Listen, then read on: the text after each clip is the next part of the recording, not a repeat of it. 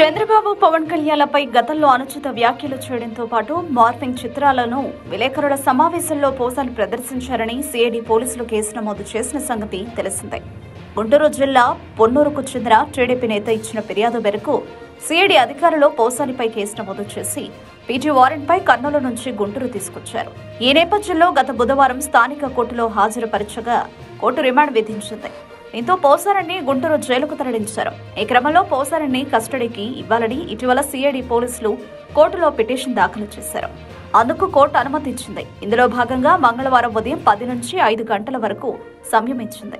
దీంతో మంగళవారం పోసాని కృష్ణమురళి ఒక్కరోజు సిఐడి విచారణ ముగిసింది. ఈ విచారణ అనంతరం జేజీహెచ్ లో పోసానికి వైద్య పరీక్ష నిర్వహించిన అనంతరం అధికారులు ఆయనను జిల్లా జైలుకు తరలించారు. ఈ సందర్భంగా ఓ ఆసక్తికర పరిణామం చోటు చేసుకుంది.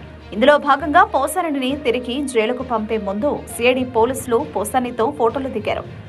అవును, పోసాని ఒకరోజు విచారణ ముగిసిన అనంతరం సిఐడి అధికారులు తిరిగి గుంటూరు జైలుకు తరలించారు. ఈ సమయంలో పోసాని జైలు లోపలికి వెళ్లేందుకు సిద్ధపడుతుండగా ఆయన వెంట వచ్చిన సిఐడి అధికారులు ఓ ఫోటో కావాలంటూ పోసానిని కోరారు. అనంతరం సదరు సిఐడి పోలీసు తన ఫోన్ను సహోద్యోగికి ఇచ్చి పోసాని పక్కన నిలబడి ఫోటో తీయించుకున్నారు. అనంతరం మరో సిఐడి అధికారి కూడా ఇదే పనికి పూనుకున్నారు. దీంతో ఈ వ్యవహారానికి సంబంధించిన వీడియో వెలుగులోకి వచ్చింది. ఓ రిమాండ్ ఖైదీతో సిఐడి పోలీసులు ఫోటోలు దిగడం ఏమిటంటూ విమర్శలు మొదలయ్యాయని అంటున్నారు. దీంతో ఈ వ్యవహారంపై ప్రభుత్వ పెద్దలు, ఉన్నతాధికారులు ఎలా స్పందిస్తారనేది ఆసక్తిగా మారింది. దీనికి సంబంధించిన ఫోటోలు, వీడియోలు నెట్టింట వైరల్ గా మారాయి. మరోపక్క పోసాని బెయిల్ పిటిషన్ పై విచారణ కోర్టు బుధవారానికి వాయిదా వేసింది. కాగా ఈ నెల 26 వరకు పోసానికి కోర్టు రిమాండ్ విధించిన సంగతి తెలిసిందే.